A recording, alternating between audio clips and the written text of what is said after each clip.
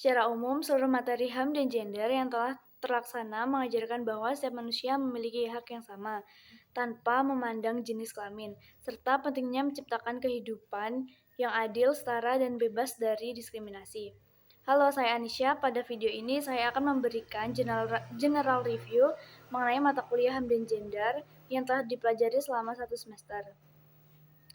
Dari materi 1 yang sampai kedua itu dasar pemahaman perkuliahan diawali dengan yang pertama konsep dasar dan prinsip-prinsip HAM, yaitu yang membahas mengenai pengertian HAM sebagai hak yang melekat pada setiap manusia. Sejak lahir, HAM bersifat universal, tidak dapat dicabut, dan harus dihormati oleh setiap individu maupun negara. Materi ini menjadi fondasi untuk memahami pentingnya penghormatan terhadap martabat manusia.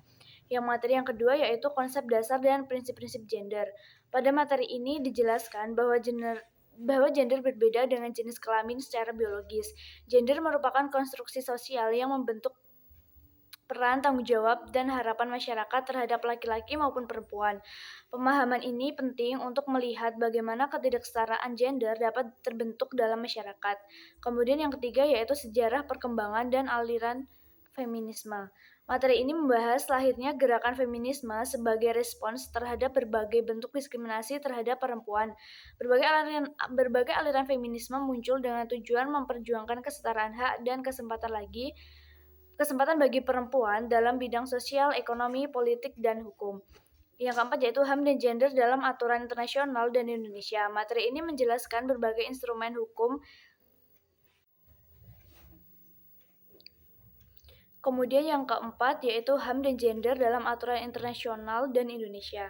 Materi ini menjelaskan berbagai instrumen hukum internasional maupun nasional yang menjamin perlindungan HAM dan kesetaraan gender. Negara memiliki tanggung jawab untuk memastikan hak-hak perempuan dan laki-laki terlindungi secara adil melalui kebijakan dan peraturan yang berlaku. Materi yang kelima yaitu HAM dan gender dalam perspektif agama. Materi ini menunjukkan bahwa nilai-nilai keadilan, penghormatan terhadap manusia, dan perlindungan hak sesama sebenarnya telah diajarkan dalam berbagai agama. Kesetaraan gender perlu dipahami secara bijak melalui nilai-nilai keagamaan yang menekankan keadilan dan kemanusiaan. Materi yang keenam yaitu HAM dan gender dalam pendidikan. Pendidikan merupakan hak setiap individu tanpa diskriminasi. Materi ini membahas pentingnya akses pendidikan yang setara bagi laki-laki dan perempuan serta perlunya menghilangkan stereotip gender dalam lingkungan pendidikan agar semua orang memperoleh kesempatan yang sama untuk berkembang. Materi yang ketujuh, HAM dan gender dalam politik. Materi ini membahas pentingnya partisipasi perempuan dan laki-laki dalam proses politik.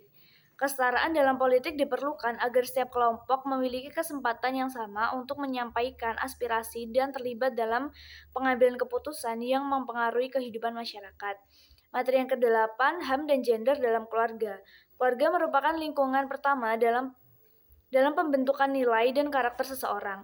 Materi ini menekankan pentingnya hubungan yang setara antara anggota keluarga, pembagian peran yang adil, serta penghormatan terhadap hak setiap anggota keluarga tanpa adanya dominasi atau diskriminasi. Materi yang kesembilan yaitu HAM dan gender dalam sosial budaya. Materi ini membahas bagaimana budaya dan norma sosial dapat mempengaruhi hubungan gender dalam masyarakat. Beberapa tradisi dapat mendukung kesetaraan, namun ada yang berpotensi melanggengkan diskriminasi sehingga perlu dikaji secara kritis dengan perspektif HAM. Materi yang ke-10 yaitu kekerasan berbasis gender, difabel, dan anak.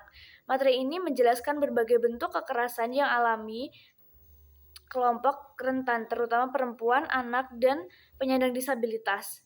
Kekerasan berbasis HAM merupakan pelanggaran HAM yang harus dicegah melalui perlindungan hukum, pendidikan, dan kekerasan sosial.